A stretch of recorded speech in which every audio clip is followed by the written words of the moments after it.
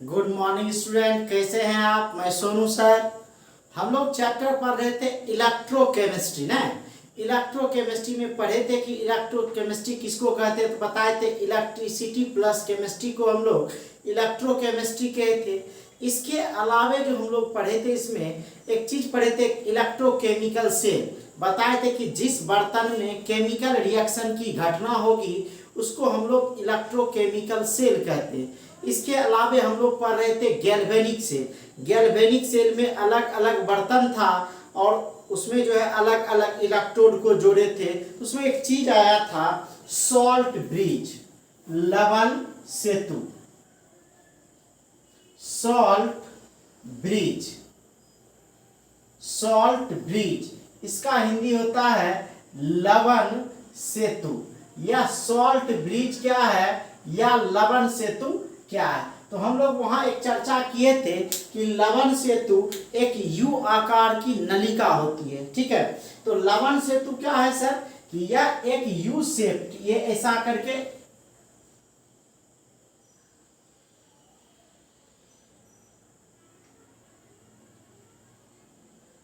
ये U shaped नली था जिसके अंदर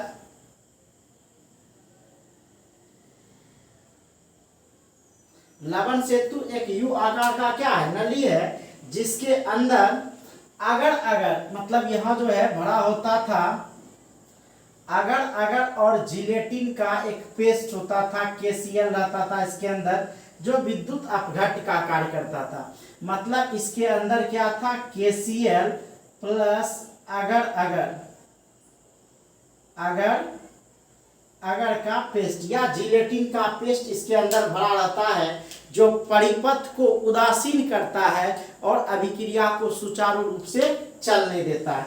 तो लवण सेतु में हम लोग क्या लिखेंगे, तो कहता है कि लवण सेतु एक यू आकार की नलिका होती है। लवण सेतु एक यू आकार की नलिका होती है। यह एक यू आकार, ये उल्टा करके जो है हम लोग 2 बिलियन में डाले हुए थे नहीं। तो कहता है कि यू आकार की नलिका होती है जिसमें किसी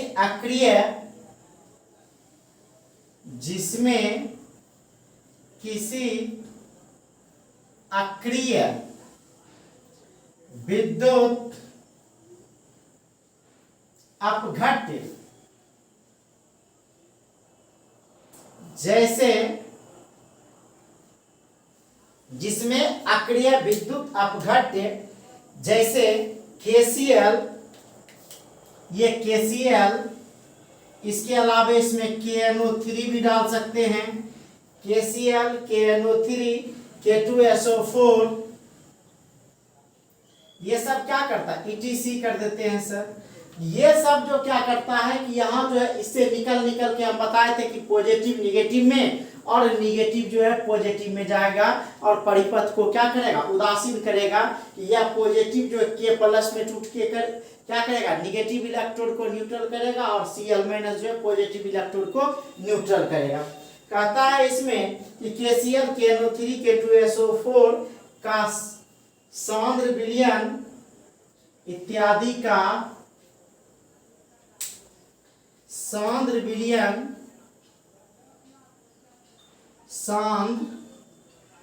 विलयन किसके साथ मिला रहेगा सर, अगर अगर या जिलेटिन के साथ। किसके साथ मिला रहता है, विलयन जिसके साथ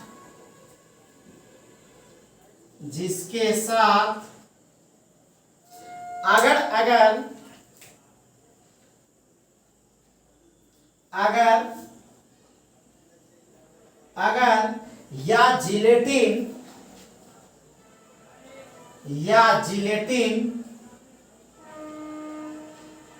अगर अगर या जिलेटिन मिला होता है, मिला रहता है। ये क्वेश्चन 2 नंबर में पूछता है हर साल, लगभग पूछता है, ये काफी इंपॉर्टेंट है, याद रखिएगा कि पूछेगा क्वेश्चन लवण सेतु किसे कहते हैं, इसकी क्रियाविधि को लिखे। तो लवण सेतु क्या बोले कि लवण सेतु एक यू आकार का नलिका होता है जिसमें किसी अक्रिय विद्युत अपघट जैसे KCl KNO3 K2SO4 का सौंदर्य विलयन जिसके साथ अगर अगर या जिलेटिन मिला रहता है, इसके अंदर वह भरा रहता है। ठीक है, अब कहता है जो भरा मिला रहता है, जो अर्धठोस पेस्ट, अर्धठोस जो हम लोग यहाँ घसे हैं, यह अर्धठोस पेस्ट में बदल जाता है, जो अर्धठोस पेस्ट में बदल जाता है। अब इसका क्या उपयोग है सर, तो इसका यूज देखेंगे, इसका यूज देखेंगे। तो क्या करता है सर कि यह परिपथ को उदासीन कर देता है और यह विद्युत उदासीनता को बनाए रखता है ताकि इधर का रिएक्शन इधर, इधर का रिएक्शन इधर नहीं चला जाए। तो हम लोग इसमें क्या बोल सकते हैं कि इसमें हम लोग लिख सकते हैं कि यह सेल अभिक्रिया को पूर्ण करके, यह सेल अभिक्रिया को पूर्ण करके उसकी उदासीनता को बनाए रखता है। तो हम लोग लिख सकते हैं इसमें कि यह परिपथ को, यह परिपथ को पूर्ण करके, यह परिपथ को पूर्ण करके एक अर्ध सेल से, एक अर्ध सेल से दूसरे अर्ध सेल, एक अर्ध सेल से दूसरे अर्ध सेल में आयन को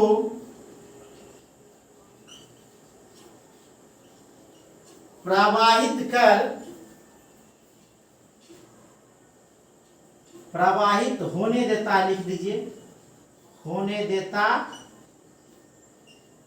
है, जिससे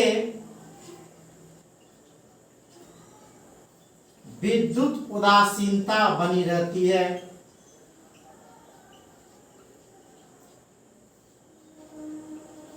जिससे विद्युत उदासीनता बनी रहती है। तो क्या बोले सर कि इसका उपयोग क्या है लवण सेतु का, तो कहता कि यह परिपथ को पूर्ण कर देता है और सेल की विद्युत उदासीनता को बनाए रखता है। अब कहिएगा सर अर्ध सेल क्या, आप हम लोग एक चर्चा कर दे रहे हैं, यह हम लोग दो अलग अलग बर्तन देखे थे, इस दोनों बर्तन में अलग अलग धातु का दो इलेक्ट्रोड था न, जो क्या किया था, जो एक वोल्ट मीटर की सहायता से जुड़ा हुआ था। अब इसी में जो यह एक यू आकार का जो नली था, इसी को हम लोग बोले थे क्या, सॉल्ट ब्रिज, लवण सेतु, सॉल्ट ब्रिज। इसी के बारे में हम लोग बात कर रहे हैं कि यही परिपथ को क्या करता है, उदासीन करके विद्युत उदासीनता को बनाए रखता है। तो ये हम लोग पिछले लेक्चर में देखे थे, फटाक से स्क्रीनशॉट लीजिए।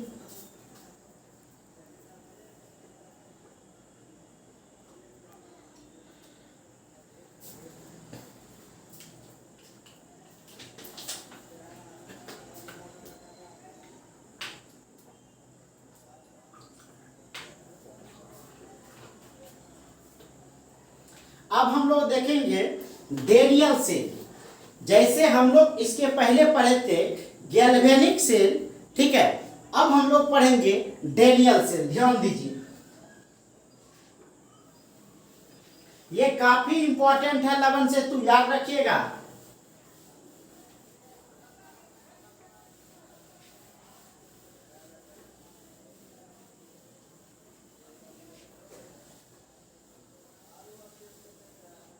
अब हम लोग पढ़ेंगे डेनियल सेल।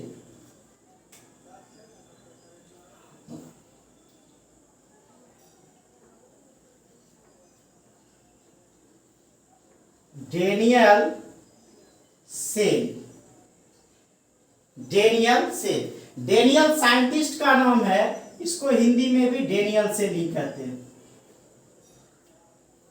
Daniel cell. समझ लीजिए सर, आप एक एसिड वाला बैटरी देखें, एक ड्राई सेल देखें। हम लोग देखे थे कि इसके पहले जो पढ़े थे हम लोग गैल्वेनिक सेल, इसमें जो है लवण सेतु था जो अलग अलग बर्तन में डाला हुआ था। लेकिन इस डैनियल सेल में सारा रिएक्शन उसी तरह होगा, सारा प्रक्रिया उसी तरह होगा, सिर्फ लवण सेतु के जगह पर यहाँ पोर स्पोर्ट होगा। मतलब यह दो अलग अलग बर्तन में होता था गैल्वेनिक सेल, या एक ही बर्तन में होगा लेकिन वहाँ लेयर अलग अलग होगा, जिसमें एक पोर स्पोर्ट होता है, लवण सेतु नहीं होकर के उसके जगह पोर स्पोर्ट होता है। आप ध्यान से इस डायग्राम को देखिए, हम लोग जो बना रहे हैं।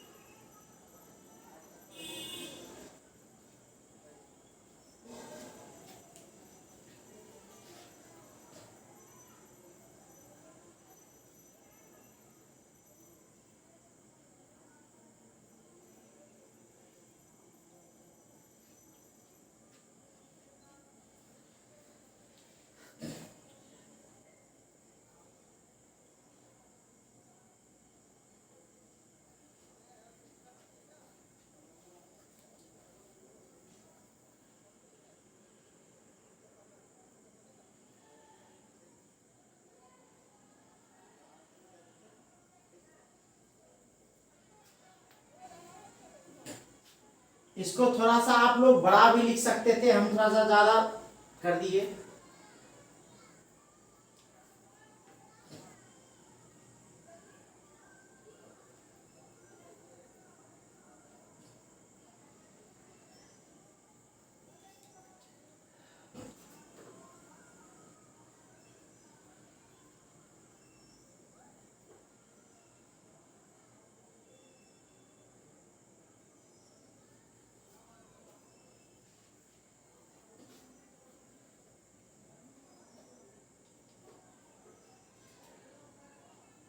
अब हम लोग क्या करें सर, इसको ध्यान से देखिए।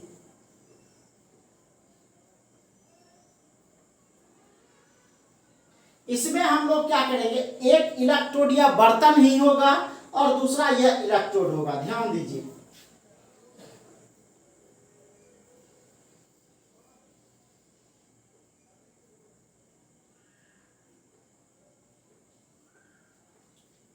अब इसी में हमारा एक क्या जुड़ा होगा, वोल्ट मीटर जुड़ा होगा। ठीक है, अब एक मेरा यह पॉजिटिव होगा और दूसरा हमारा क्या होगा, निगेटिव होगा। तो एक हमारा यहां हो जाता है पॉजिटिव और एक हो जाता है यहां हमारा निगेटिव। एक धनात्मक इलेक्ट्रोड हो गया और एक ऋणात्मक इलेक्ट्रोड हो गया। अब कहता है कि इसके अंदर जो भरा रहता है सर, वह कॉपर सल्फेट का आयन भरा रहता है, CuSO4 सॉल्यूशन भरा रहता है। या बोलेंगे विद्युत अपघट्य जो है यहां भरा होगा, वह भरा होता है CuSO4। ध्यान दीजिएगा, इसमें क्या भरा होता है sir, CuSO4। CuSO4 copper sulphate भरा रहता है। ठीक है, अब इसके बाद यह अंदर में भी भरा रहता है।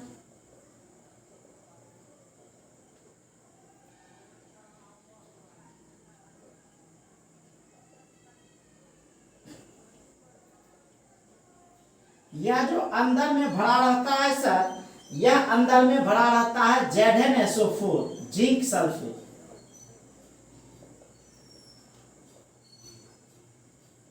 यह जो भरा रहता है सर, यह है आपका जिंक सल्फेट ZnSO4। तो ये एक CuSO4 हो गया, एक ZnSO4 हो गया। फिर कहता है इसमें कि यह जो है अंदर में आप पढ़े हैं कि जिसका विलयन होगा उसी का रॉड होगा, या ZnSO4 का विलयन है तो इसके अंदर जो यह रॉड भी होगा वह जिंक का रॉड होगा, यह Zn रॉड होगा, जिंक का छड़ होगा।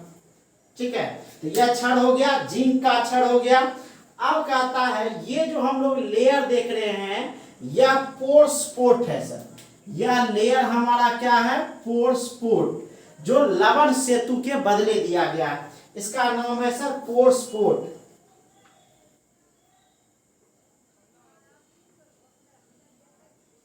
पोर स्पोर्ट, ठीक है, यही पोर स्पोर्ट होता है जो लवण सेतु को। अब यह CuSO4 विलयन है तो यह बर्तन किसका होगा, कॉपर का वेसल होगा, कॉपर वेसल, कॉपर का बर्तन। ठीक है, यह कॉपर का बर्तन है। अब यह सारा मेरा परिपथ या सिस्टम जो है, इसको ऊपर लिख के अच्छा नहीं लगता है, यह जो बर्तन है यह कॉपर का बर्तन है। ठीक है, वेसल का मतलब होता है बर्तन, तो यह पोर स्पोर्ट, यहां सिर्फ लवण सेतु के बदले पोर स्पोर्ट होता है, और सारा काम उसी तरह होता है जैसे हम लोग गैल्वेनिक सेल में देखे थे। तो इसमें क्या लिखें कि यह सामान्य कॉपर जिंक सेल होता है, यह सामान्य, यह सामान्य कॉपर जिंक सेल होता है, यह सामान्य कॉपर जिंक सेल होता है। इस सेल में सॉल्ट ब्रिज के स्थान पर या लवण सेतु के स्थान पर, हिंदी में लिख लीजिए, लवण सेतु के स्थान पर पोर्स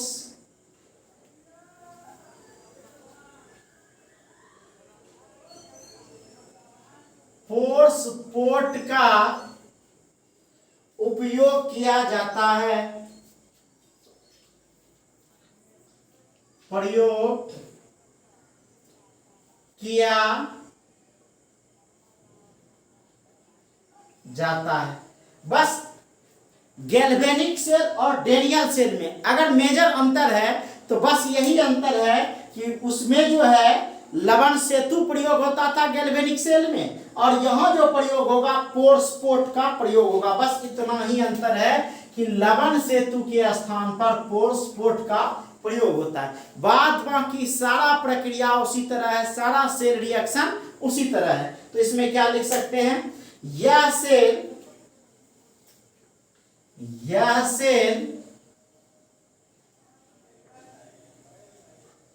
वोलाटिक सेल, यह सेल वोलाटिक सेल से सभी प्रकार से समानता दर्शाता है। यह सेल हर प्रकार से वोलाटिक सेल के ही जैसा है। क्या बताए, अंतर सिर्फ क्या था, अंतर यही था कि सिर्फ लवण सेतु के जगह यहां किसका उपयोग हो रहा है, पोर स्पोर्ट का उपयोग हो रहा है। तो कहता है सिवाय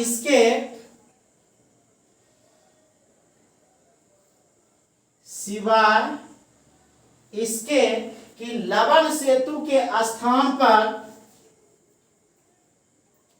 सिवाय इसके कि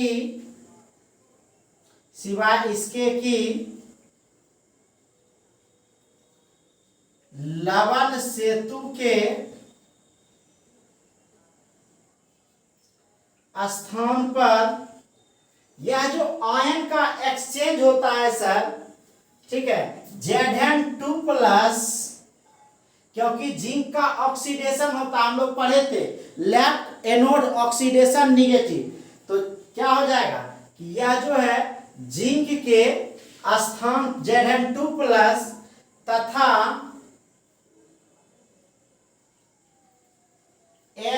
SO4 2-, जब यह टूटेगा सर तो Cu2 plus SO4 2-, Zn2 plus SO4 2-, ठीक है। आयन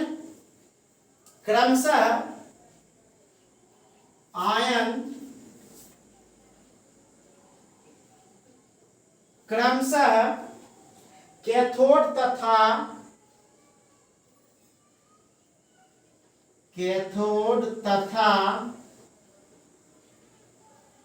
एनोड की ओर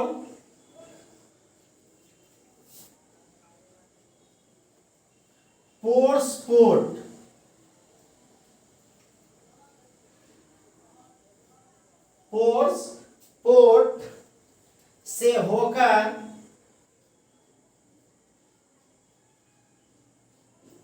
प्रवाहित होता है।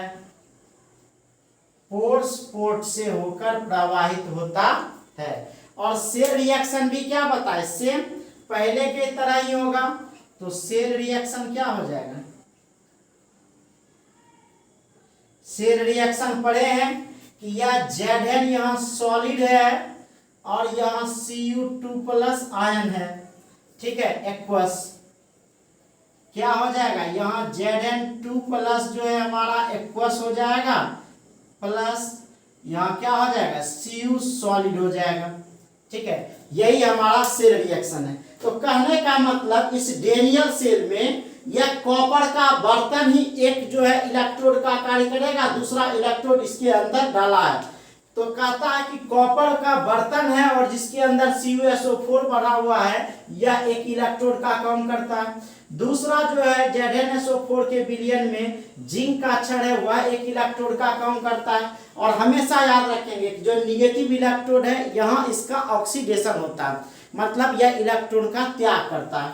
और जो यह सल्फेट आयन है, यह इलेक्ट्रॉन को यहाँ क्या करेगा, गेन करेगा। वही बात लिखा है कि यह सामान्य कॉपर जिंक सेल होता है। इस सेल में लवण सेतु के स्थान पर सिर्फ ये जो पोर्ट एक परत डाला होता है, वही होता है। आप जब कभी बैटरी जो होता है, ये निप्पो जो बैटरी आता है, इसको कभी फाड़ चीर करके देखिए तो वह क्या होगा कि देखिए कि कूट के जैसा रहता है, उसमें एक रॉड के जैसा, कार्बन के जैसा रहता है। तो एक पोल बैटरी का ही एक ऊपर वाला ये पोल होता है और एक ये पेंदा में लगा रहता है, जो यह बर्तन ही जो है उसका काम करता है। तो वही कहता है कि इस सेल में लवण सेतु के स्थान पर पोर्ट प्रयोग किया जाता है। यह सेल वोलाटिक सेल से सभी प्रकार से समानता दर्शाता है, सिवाय इसके कि लवण सेतु के स्थान पर Zn2 प्लस तथा SnO4 कैथोड तथा एनोड की ओर पोर्ट से होकर प्रवाहित होता है। मतलब यह एक्सचेंज इसका होते रहता है ताकि यह बैटरी धीरे धीरे काम कर सके। बात की सेल रिएक्शन है, फटाक से लीजिए स्क्रीनशॉट।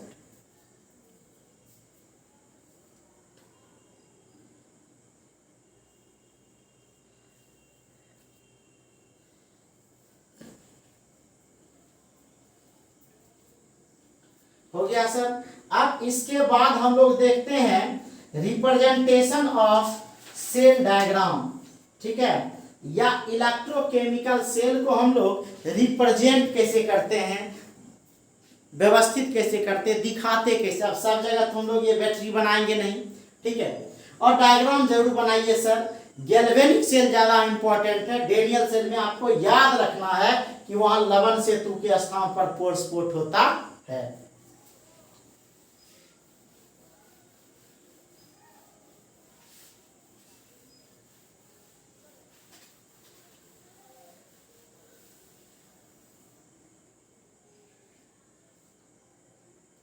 अब हम लोग देखेंगे representation of N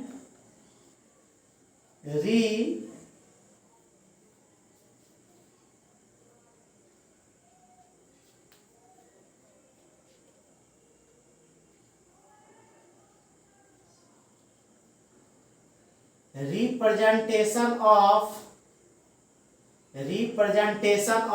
an electrochemical cell,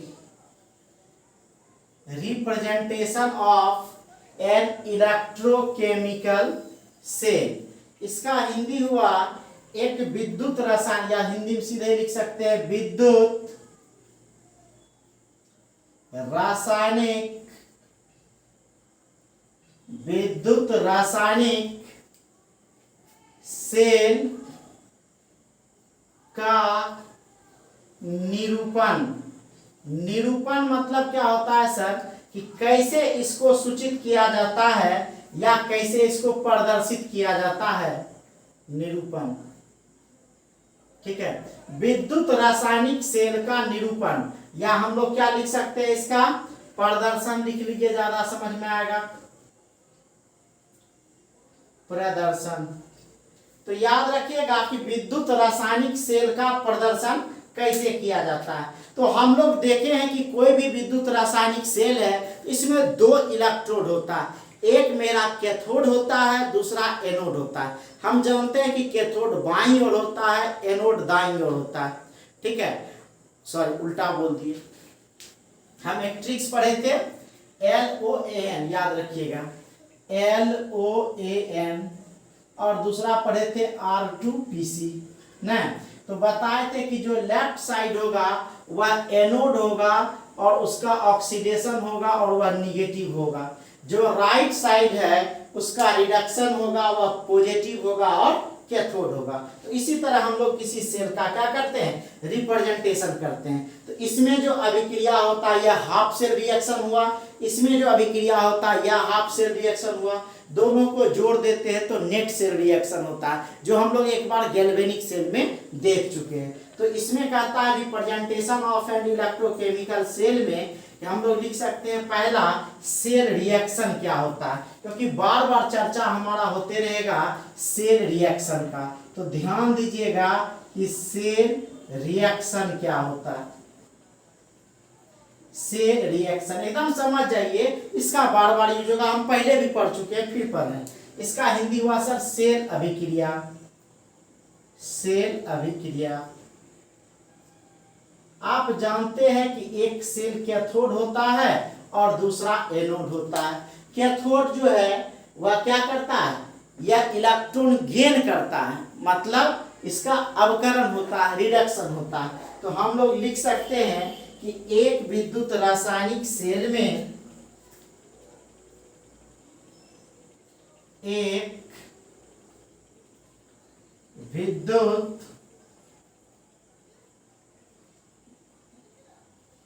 रासायनिक, एक विद्युत रासायनिक सेल, एक विद्युत रासायनिक सेल में एक इलेक्ट्रोड, एक इलेक्ट्रोड, ये इलेक्ट्रोड क्या होता है सर, जस्ट आगे हम लोग पढ़ेंगे। तत्काल ये जान लीजिए कि किसी भी विलयन में जो यह धातु का क्षण था, यही क्षण हमारा इलेक्ट्रोड कहलाता है। धातु का क्षण जिस पर कोई भी आयन जिससे निकलता है या जमा होता है वही इलेक्ट्रोड कहलाता है। आगे हम लोग पढ़ेंगे कि एक विद्युत रासायनिक सेल में एक इलेक्ट्रोड से दूसरे इलेक्ट्रोड, एक इलेक्ट्रोड से दूसरे इलेक्ट्रोड में इलेक्ट्रॉन का प्रवाह, इलेक्ट्रॉन का प्रवाह, इलेक्ट्रॉन का प्रवाह एक कैथोड भाग में होता है, एक एनोड भाग में होता है। हम लोग पढ़ चुके हैं, यह इलेक्ट्रोड होगा, फिर यह भी इलेक्ट्रोड है। तो यह अगर एनोड है तो यह हमारा कैथोड होगा। तो कहता है कि एक रासायनिक सेल में एक इलेक्ट्रोड से दूसरे इलेक्ट्रोड में इलेक्ट्रॉन का प्रवाह, हम लोग पढ़े थे, यहां से यहां इलेक्ट्रॉन ऐसे आया था। तो इलेक्ट्रॉन का प्रवाह जो होता है कैथोड तथा एनोड, कैथोड तथा एनोड भागों में होने वाले, कैथोड तथा एनोड भागों में होने वाले अर्ध अभिक्रिया, अर्ध अभिक्रिया होने वाले अर्ध अभिक्रिया के कारण होता है, अर्ध अभिक्रिया के कारण होता है। अर्ध अभिक्रिया क्या है सर? तो जैसे हम लोग देखे थे गैल्वेनिक सेल में कि Zn सॉलिड था और Zn से Zn2+ आयन में बदल रहा था और 2 इलेक्ट्रॉन का त्याग कर रहा था, तो वह मेरा ऑक्सीडेशन था। फिर देखे थे कि यहाँ Cu2+ कॉपर एक्वस में था, यह 2 इलेक्ट्रॉन ग्रहण कर रहा था और कॉपर में बदल रहा था, तो ये हमारा निगेटिव हो गया, मतलब इसका रिडक्शन हो रहा था।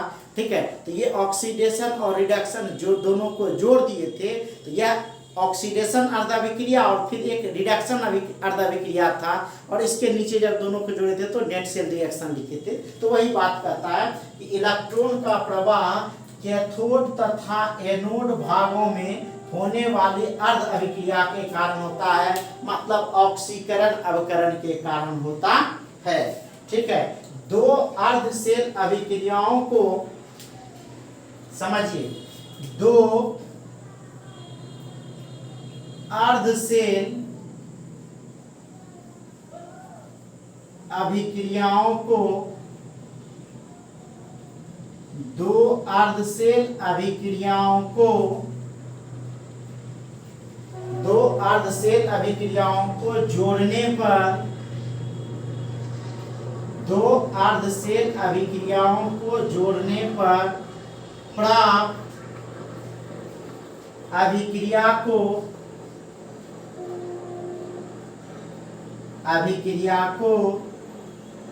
क्या कहते हैं? सेल अभिक्रिया कहते हैं। सेल अभिक्रिया कहते हैं, सेल अभिक्रिया कहते हैं। सीधा याद रखना है कि 2 अर्ध सेल, अब अर्ध सेल कहां से आएगा? तो ये अलग अलग इलेक्ट्रोड से, कैथोड से और एनोड से आएगा, और इसी को जोड़ने पर जो प्राप्त होगा अभिक्रिया वही सेल अभिक्रिया हमारा कहलाता है। ठीक है, तो इसमें हम लोग देखें सेल अभिक्रिया। जैसे आप देख सकते हैं हाफ सेल रिएक्शन, जैसे हम लोग वही फिर दोहरा रहे हैं, half cell reaction, half cell reaction. तो हाफ सेल रिएक्शन में क्या पढ़े थे? जस्ट हम लोग गैल्वेनिक सेल में देखे थे, ये एग्जांपल के रूप में हम लोग देख रहे हैं, उदाहरण के रूप में देख रहे हैं। तो हम लोग जो देखे थे वहां कि यह Zn था हमारा, यह सॉलिड था और इससे हमारा Zn2+ आयन में कन्वर्ट हो गया, यह Zn2+ आयन में कन्वर्ट हो गया, तो यह एक्वस हो गया, +2 इलेक्ट्रॉन निकला। यह हमारा होता था क्या? ऑक्सीडेशन, ऑक्सीकरण। ठीक है, फिर हम देखे थे यहाँ हमारा Cu2+ था एक्वस, प्लस 2 इलेक्ट्रॉन यह ले रहा था, तब यहाँ हमारा बन रहा था Cu, यह था सॉलिड, यह हो रहा था हमारा रिडक्शन। यही हमारा दोनों अर्ध सेल अभिक्रिया है। ठीक है, अब इसी को जब हम लोग जोड़ दिए थे, ठीक है, तो जैसे हम लोग जोड़ दिए थे तो वह हमारा क्या हो गया? Cell reaction, cell reaction. इसी दोनों को जोड़ने के बाद हमारा जो बना था वह बना था सेल रिएक्शन। तो सेल रिएक्शन में हम लोग क्या देखे थे कि सेल रिएक्शन में हम लोग इसको देखे कि यह जो सेल रिएक्शन है इसमें क्या हो जाएगा? ये 2 इलेक्ट्रॉन, ये 2 इलेक्ट्रॉन, यह तीर के इधर कैंसिल हो जाएगा, तो यही हमारा बनता था Zn solid plus Cu2+ aqueous. ये इलेक्ट्रॉन तो कट ही जा रहा था, और यहाँ एरो दे करके हो जाएगा Zn2+ aqueous plus Cu solid. यही था हमारा सेल रिएक्शन। तो बस इतना सा बात आपको याद रखना होगा कि 2 अर्ध सेल अभिक्रिया को जोड़ने पर प्राप्त अभिक्रिया को सेल अभिक्रिया कहते हैं। तो यह अर्ध सेल कैसे जोड़े तो समझ में आया। ये जो हम लोग लिखे हैं सेल अभिक्रिया के बारे में, ये पढ़ने के लिए याद बस इतना ही आपको रखना है। ठीक है, तो आज हम लोग यहीं तक रहने देते हैं। नेक्स्ट लेक्चर में हम लोग पढ़ेंगे सेल डायग्राम, कि कैसे सेल डायग्राम को शॉर्टकट में रिप्रेजेंट किया जाता है। तब इलेक्ट्रोड के बारे में देखेंगे, तब आगे देखेंगे। चलिए, थैंक यू।